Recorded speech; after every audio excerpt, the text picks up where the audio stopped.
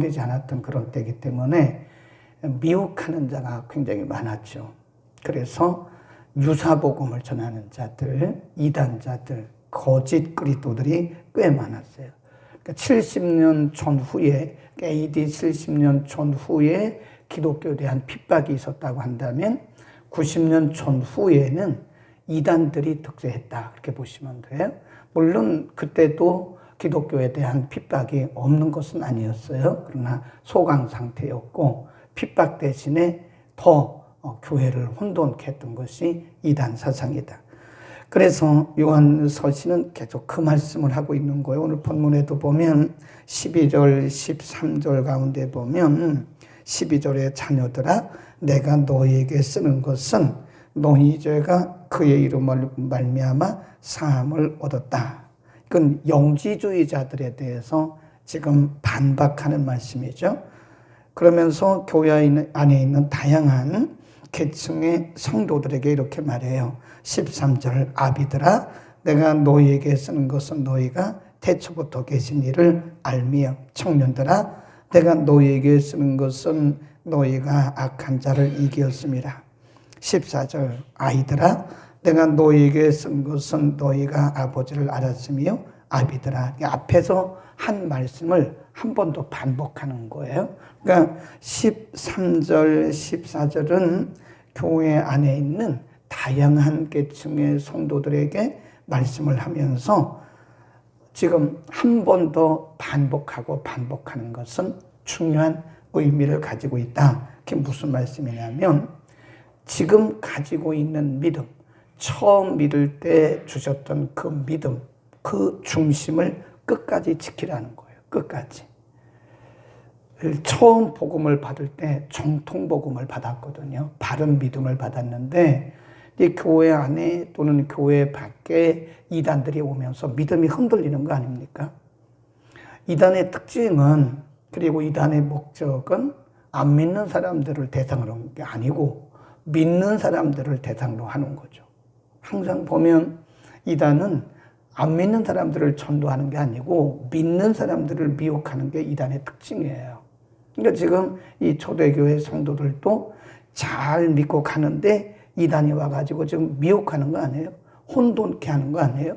그러니까 13절, 14절에서 교회 안에 있는 성도들에게 처음 믿을 때 그 믿음을 확실하게, 분명하게, 든든하게 잡으라. 그런 말씀이고요. 그 다음에 15절, 16절, 17절에 보면 이 어지러운 세상을 이기기 위해서는 어떻게 해야 되느냐. 15절 이 세상이나 세상에 있는 것들을 사랑하지 마라. 누구든지 세상을 사랑하면 아버지의 사랑이 그 속에 있지 아니하니라. 16절 시작. 이는 세상에 있는 모든 것이 육신의 정욕과 안목의 정욕과 이생의 자랑이니 다 아버지께로 쫓아온 것이 아니요 세상으로 쫓아온 것이다. 17절 이 세상도 그 정욕도 지나간다. 그런 말씀을 해요. 그러니까 지금 오늘 본문이 전제하는 것이 뭐냐면 비진리가 득세하는 세상, 그리고 불의가 득세하는 세상에서 성도들이 승리하기 위해서는 어떻게 해야 되느냐, 그 말씀이에요. 비진리가 득세하죠. 우리가 사는 세상도 가면 갈수록 더 좋아질 것이다. 그런 기대를 하면 착각입니다. 점점 더 악해져요. 예수님이 오실 시간이 되면 될수록 점점 더 어둠이 깊어갑니다. 그러니까 이 세상이 나아질 리가 없어요. 나아질 수가 없어요. 점점 악해지고 점점 비진리가 득세하고 점점 이단들이 득세하는 거예요. 그런 상황 속에서 우리가 세상을 이기기 위해서는 어떻게 되느냐? 이 세상이나 세상에 있는 것들을 사랑하지 마라. 그 말은 집착하지 말라는 거예요. 이 세상에 있는 것들에 우리가 집착하면 이 세상을 못 이깁니다. 네. 그래서 우리는 복음 안에 거하면서 아주 단순하게 살아야 돼요. 이 세상 사람들을 본받거나 이 세상 사람들을 흉내내서도 안 됩니다. 그냥 심플하게 사는 게 좋습니다. 예수 믿는 사람들은 하나씩 하나씩 던져버려야 돼요. 던져버리고 아주 그냥 복음만 해서 아주 단순하게 사는 게 좋습니다. 그냥 치렁치렁하게 걸치면 우리가 이 세상을 이겨내갈 수가 없어요. 그런 것들이 다 우리의 발목을 잡는 거예요. 그럼 뭐라 그랬어요? 그런 것들은 이 모든 것이 육신의 정욕과 안목의 정욕과 이생의 자랑인데 이것은 아버지께로 온 것이 아니고 세상으로 쫓아온 것이다. 이런 것은 17절에 보면 이 세상도 그 정욕도 다 지나간다 그랬습니다. 그래서 이 세상에 있는 것들을 우리가 사랑한다거나 이 세상에 집착하면 우리의 시선이 흔들립니다. 그러니까 앞에서 13절, 14절에서 먼저 전제한 거예요. 교회 안에 있는 다양한 계층의 성도들에게 말씀을 하면서 처음에 받았던 그 복음을 든든히 붙들고 있으라는 거예요. 이 세상에 있는 것들을 바라보고 이 세상 것들에 집착하다가는 우리의 시선이 흐려집니다. 시선 집중이라는 거 아세요? 시선 집중. 네. 시선을 우리가 하나님께 맞추고 천국, 늘 우리가 하나님 나라를 바라보면서 살아가는데 우리의 시선을 방해하는 것들이 많아요. 그게 바로 이 세상이고 이 세상의 것들이다. 때로는 이 세상의 친구일 수도 있어요. 어쩌면 이 세상의 재물일 수도 있어요. 어쩌면 그것이 이 세상의 명예일 수도 있어요. 그런 것들은 다 뭐 한다고 그래요? 다 지나간다고 그러잖아요. 그냥 다 하나의 지나가는 것입니다. 그래서 세상에 있는 것들에 집착하지 마라. 아멘. 그 다음에 세 번째 주제 18절부터 29절까지인데요. 여기는 적그리스도에 대한 말씀입니다. 적그리스도가 누구냐? 18절 아이들아 이것이 마지막 때라. 적그리스도가 이르겠다 함을 너희가 들은 것과 같이 지금도 그다 줄급시다. 많은 적그리스도가 일어났다. 이게 2000년 전에 기록된 말씀이에요. 그런데 2000년 전에 사도 요한 당시에도 사도 요한이 말하기를 예수님께서 하신 말씀을 지금 인용한 거예요. 적그리스도가 이르겠다 하는 그 말씀을 너희가 들었는데 이미 이 세상에 많은 적그리스도가 일어났으니 이러므로 우리가 마지막 때인 줄 안다. 사도 요한 시대에도 벌써 적그리스도가 엄청나게 많았다는 거예요. 그게 마지막 때라는 거예요. 그때부터. 그 다음에 적그리스도에 대해 이렇게 말합니다. 예, 쭉 내려가다가 19절 한번 읽어봅시다. 저희가 시작. 저희가 누구에게서 나갔대요? 우리. 이단의 특징이 뭐예요? 불신자가 이단이 됩니까? 아니에요. 믿는 자들이 이단이 되는 거예요. 믿다가 우리에게서 나간 자가 적그리스도가 됐다는 거예요. 그러니까 이게 굉장히 중요합니다. 이 믿음의 중심을 지키고 이게 정통의 길을 간다고 하는 이게 바른 길을 간다고 하는 게 이게 굉장히 중요해요. 누구에게서 나갔다고 그래요? 우리에게서 나갔다. 적그리스도가 누구냐? 원래 우리와 같이 신앙생활을 했던 사람들인데 이들이 우리에게서 나갔다. 이렇게 얘기를 하잖아요. 우리에게서 나갔으나 우리에게 속하지 아니하였느니 만일 우리에게 속하였다면 우리가 함께 거하였으려니와 저희가 나간 것은 다 우리에게 속하지 아니함을 나타내려 하심이라 함이라. 우리에게 속하지 않은 것을 나타내려 함이라 그랬어요. 우리가 보면 양떼가 있잖아요. 양떼들은 보면요. 이게 뭐 정확한 건 아닌데 보통 기본이 150마리씩 이렇게 몰려다닌다. 무리 지어서. 양무리 그러잖아요. 양무리. 그 양무리들은 양우리 안에 있어야 돼요. 양우리 안에. 근데 양우리에서 이렇게 튀어나가면 이게 반드시 뭐 해야 돼요? 이게 맹수의 먹잇감이 됩니다. 그러니까 이 교회 공동체라고 하는 것은 굉장히 중요해요. 물론 이 교회라고 하는 것은 인간들이 모였어요. 죄성이 있고 연약하고 아직도 덜 성숙한 온전하지 못한 사람들이 모였기 때문에 내 생각과도 다르고 내 뜻과도 다르고 내 믿음과도 달라요. 그러나 우리가 다 같을 수가 없잖아요. 그럼에도 불구하고 우리는 우리 안에 있어요. 우리란 말은 양우리 안에 있어야 돼요. 그래야 보호를 받는 겁니다.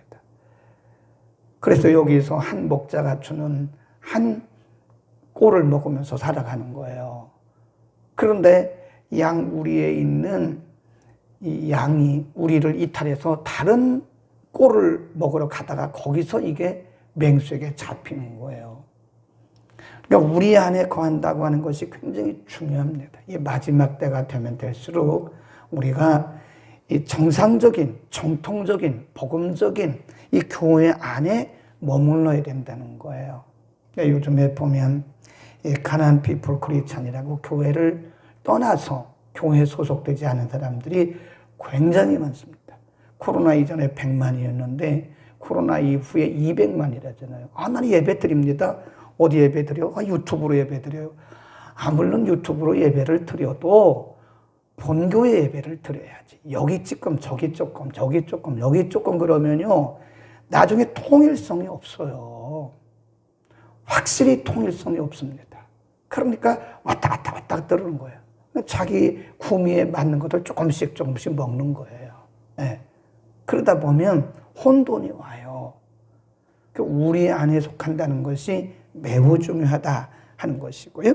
그래서 그러면 적그리스도가 누구냐? 이런 정확하게 적그리스도에 대해서 말을 합니다. 거기 쭉 보세요. 22절. 거짓말하는 자가 누구냐? 예수께서 그리스도이심을 부인하는 자가 아니뇨? 아버지와 아들을 부인하는 그가 적그리스도니라. 아들을 부인하는 자에게는 또한 아버지가 없으되 아들을 시인하는 자에게는 아버지도 있느니라. 그게 무슨 얘기냐면요.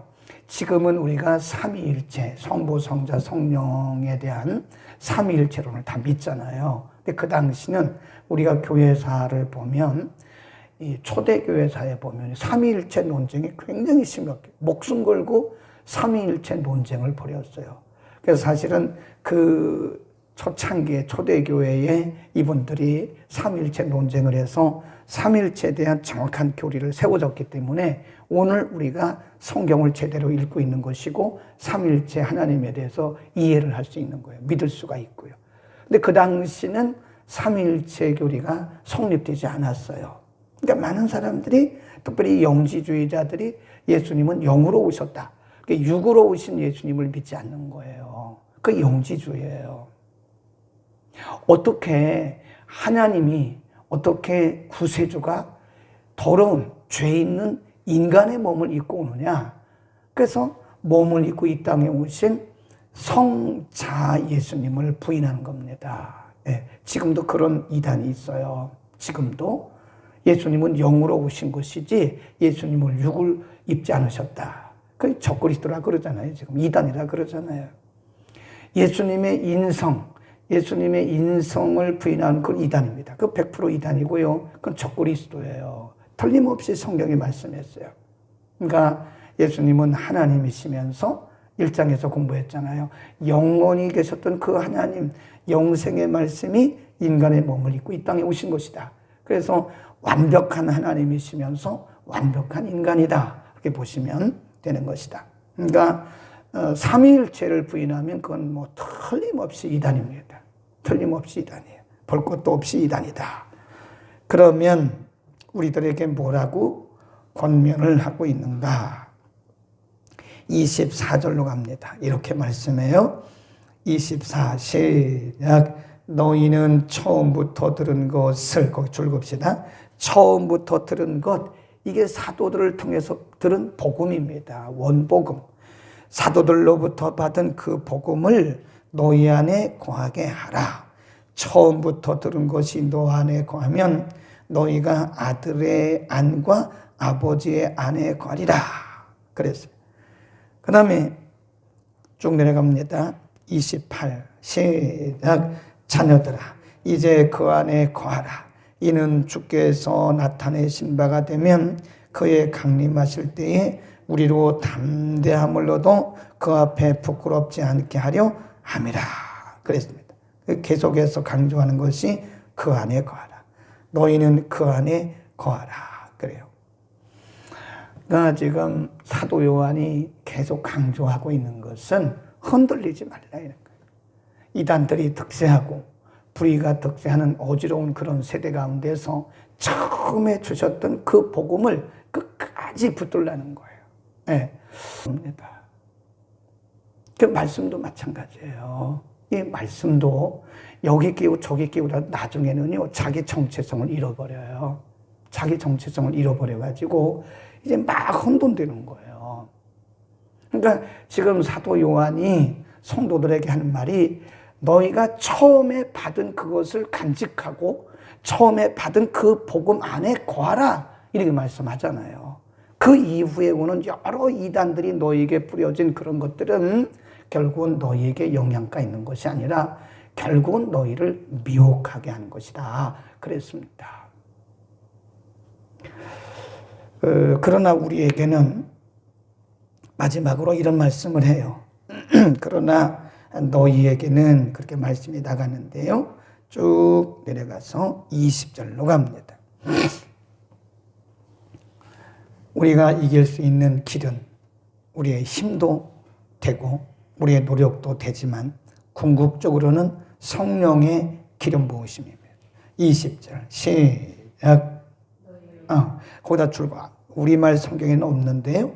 그 영어 성경에는 그러나라는 그 접속사가 들어가 있어요. 그러나 너희는 그러니까 그러나가 뭐죠? 앞에 적그리스도가 많이 나와서 세상 사람들을 혼돈케 하지만 그러나 믿는 우리들이 이길 수 있는 길은 뭐냐? 20절 맨 앞에 그러나라고 써놓으세요. 그러나 너희는 거룩하신 자에게서 기름 부음을 받고 모든 것을 아느니라. 27 너희는 주께 받은 바 기름 부음이 너희 안에 거하나니 아무도 너희를 가르칠 필요가 없고 오직 그의 기름 부음이 모든 것을 너희에게 가르치며 또 참되고 거짓이 없으니 너희를 가르치신 그대로 주 안에 거하라 그러잖아요. 성령의 기름 부으심이 우리 안에 있다. 그리고 마지막에 또 강조하기를 뭐라 그래요? 너희를 가르치신 그대로 처음에 받은 그 말씀대로 너희는 그 말씀 안에 거하라 라고 말씀하는 거예요. 성령의 기름 부으심. 그러니까 우리가 이 어려운 시대를, 이 혼돈된 시대를 이겨나갈 수 있는 비결은 우리의 힘도 우리의 능력도 우리의 노력도 아닙니다. 물론 우리가 노력을 해야 됩니다. 복음 안에 거하려고 노력을 해야 됩니다. 그러나 인간의 노력은 거기까지. 우리 위에 반드시 성령의 기름 부으심이 부어져야 돼요. 그게 바로 사도행전 2장 이후의 말씀입니다. 사도행전 2장 이후에 성령이 강림하시고 교회 위에 성령이 충만하게 임했어요. 그래서 성령의 기름 부음이 임했다 그러는 거예요. 성령의 기름 부음이 임하고 나서부터 교회는 달라졌어요. 성령의 기름 부음이 임하고 나부터 사도들도 달라졌어요. 얼마나 사도들이 참 정욕적이고 인간적이고 얼마나 참 그런 사람이었어요. 베드로도 마찬가지 혈기가 충만한 사람이었잖아요. 그러나 성령의 기름 부음이 임하고 나서부터는 그런 말씀이 성경에 없어요. 우리에게는 성령의 기름 부음이 필요합니다. 우리가 오늘도 기도할 때 성령의 기름 부으심을 구해야 돼요. 성령님 끊임없이 우리에게, 끊임없이 나에게, 끊임없이 우리 교회 위에 성령의 기름 부음이 임하게 하옵소서. 세상을 이기고 이 세상의 것들을 사랑하지 않기 위해서는, 그리고 복음 안에 거하기 위해서는 우리의 힘과 노력만으로는 안 됩니다. 성령의 기름 부음이 우리 가운데 있어요. 그래서 이 마지막 때는 성령 충만 받지 않고는 이겨나갈 수가 없어요. 성령 충만이 길이다. 이렇게 써놓으세요. 그리고 기도하겠습니다. 성령 충만이 길이다. 은혜를 베푸시는 우리 아버지, 참으로 이 세상의 적그리스도의 세력들, 악한 영들의 세력들이, 이단의 세력들이 득세를 하고 할 수만 있으면 믿는 자를 또 미혹해서 복음에서 떠나게 하기 위한 수많은 전략들이 진행되고 있음을 봅니다. 하나님 우리에게 언제나 견고한 믿음의 반석 위에 서도록 은혜를 베풀어 주옵소서. 복음에 집중하게 하시고 하나님의 은혜를 늘 간구하게 하시되 특별히 성령의 기름 부으심을 통하여 우리가 이 시대를 넉넉히 이기게 하옵소서. 복음의 능력도 성령의 기름 부음이 있어야 되고 우리가 세상이나 세상에 있는 것들을 사랑하지 않고 정욕에 빠지지 않기 위해서도 성령의 기름 부으심이 있어야 됩니다. 우리 모두에게 그리고 모든 가정과 교회 위에 성령의 기름 부으심이 충만하게 하옵소서. 예수 그리스도의 이름으로 기도드립니다. 아멘.